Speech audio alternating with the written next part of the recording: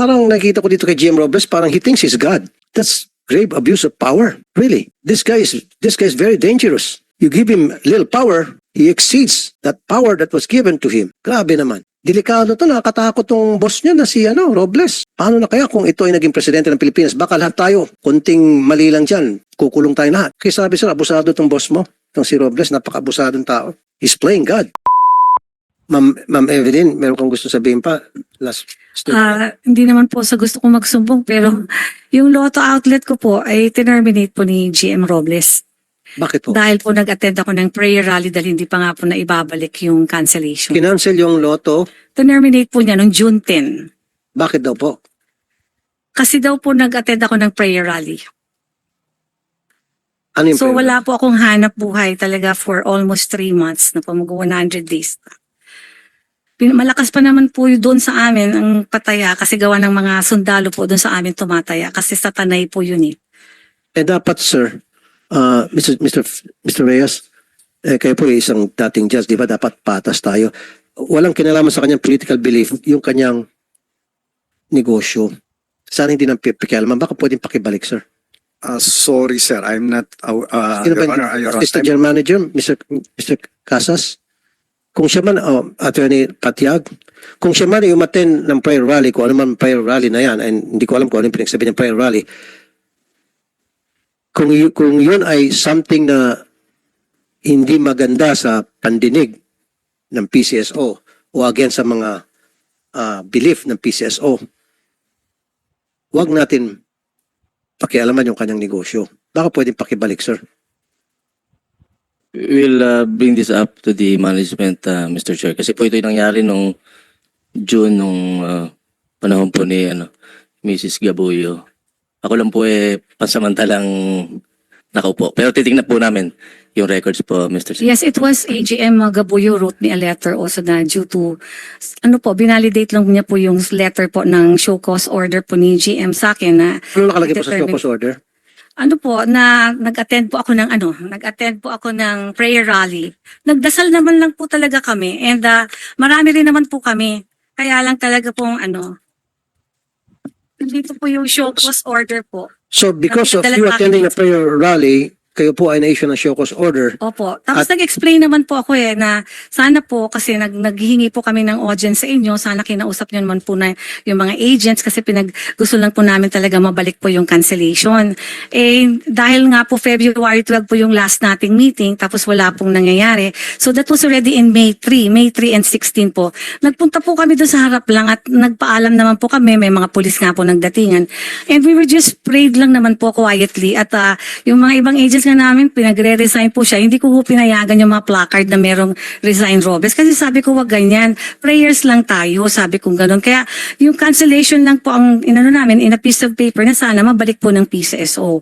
And then po nung I received a letter po ng May to show cause order po na sinasabi nga po na i-explain ko daw kung bakit hindi ako dapat i-terminate. Dahil nga po, nag-attend ako ng prayer rally. And then, I wrote a letter po, nag-apila ako po, sumulat po ako sa kanya, and then nagpunta pa po ako ng personal sa kanya, regardless of meron pa po akong letter sa kanya, tapos nagpunta po ako ng personal, kinausap po siya, na sinabi ko po sa kanya na yun lang po yung bread and butter ko, at yung anak ko naman po ay kagagaling lang po sa heart surgery, at wala naman po ako nakuhang tulong talaga sa PCS. And then 3 weeks ago, I was diagnosed po na I have a cancer ho at my breast.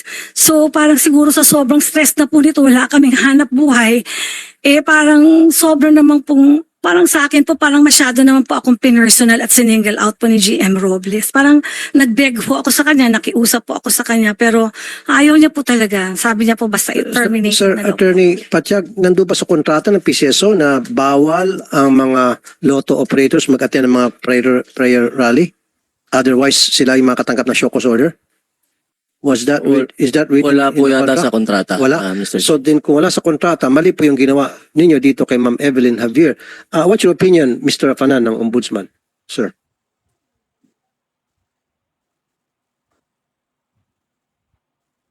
Either the applicant, Your Honor, may have remedies within the PCSO system in order to have them reconsidered the matter of cancellation of the franchise, Your Honor. The internal remedies would have to be mobilized first within the PCO system. I think they have room PCSO for- system muna. Yeah, And room kapag hindi for- na-resolve, then that's the time na pwede sila lumapit sa inyo. Yes, yun, if there's a case within the circumstances of the case, Your Honor. Okay, thank you, Mr. Rafanan, sir.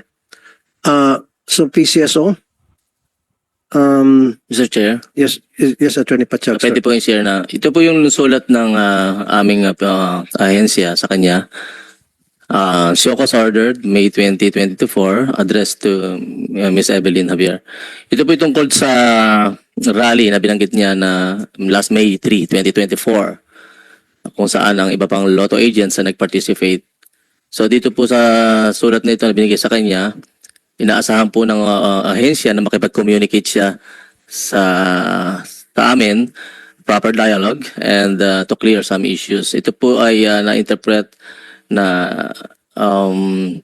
nag-work against the interest of PCSO. So yun po, kaya po siya pinadala ng show cause order within 48 hours sa receipt of the notice. So yun po yung naging Pong reason, bakit siya pinadala ng show cause order? Attorney, apparently dito po sa rally na ginawa sa tapat ng opisina ng PCSO last May 16, 2024 at saka po yung May 3, 2024. okay. And then this one is So, sabi po dito, in short po, Attorney, yan nga, tama nga siya. Kaya na-cancela yung kanyang kontrata sa PCSO dahil nag-attend siya ng rally. Na-issue siya ng show cause order, tama?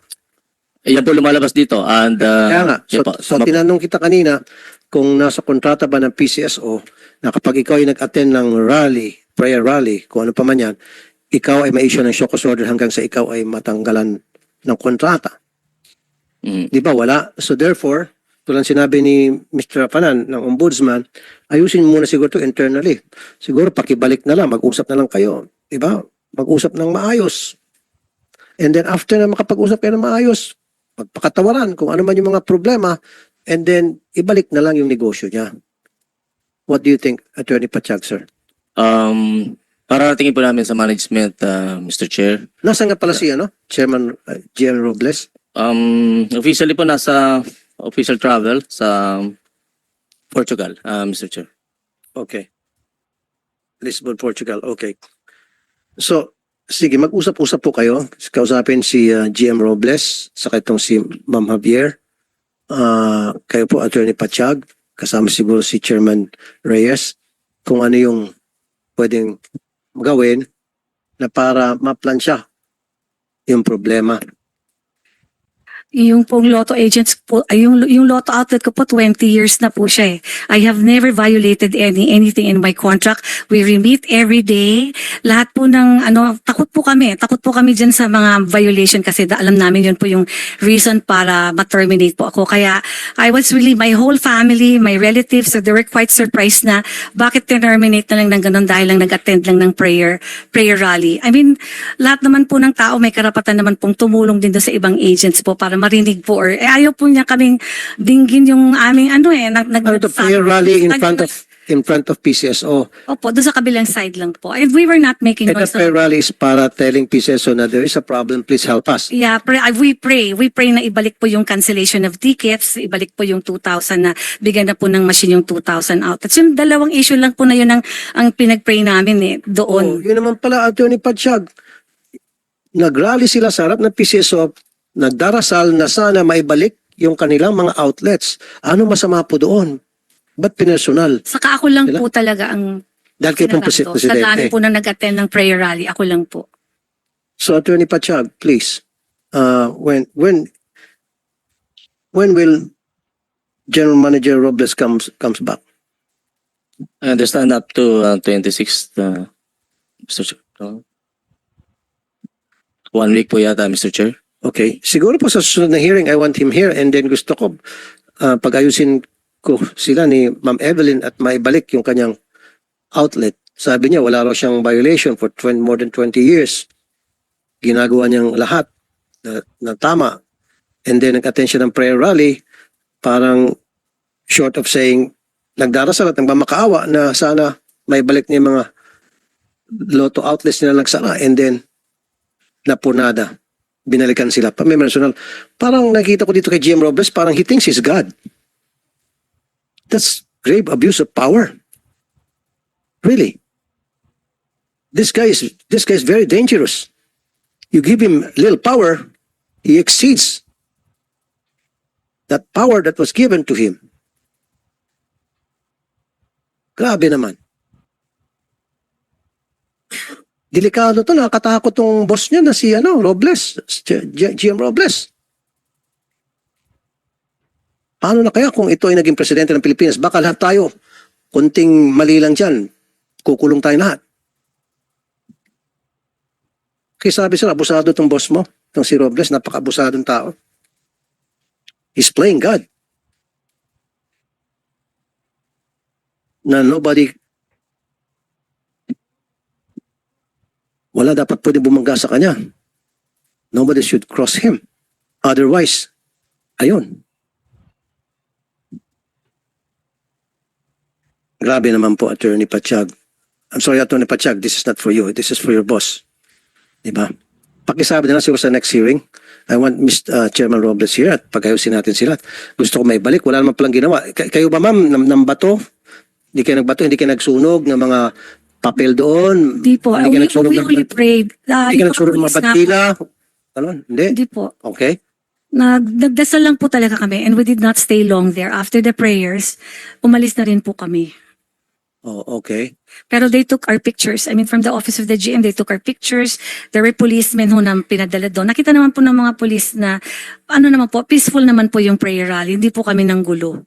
Sige ma'am, sa susunod na hearing, pag nag-attend si GM Robles, pag-ayusin ko kayo and then i-request natin na ibalik yung inyo pong outlet. Yes sir, kasi yun lang po yung hanap buhay ko. Wala naman po ako ibang hanap buhay. Dito po sa ginagawa namin po, gusto ko lang talagang matulungan po yung mga na-displaced na lotto agents. At kaya nila ako ginawang presidente kasi naniniwala po sila na matutulungan ko sila.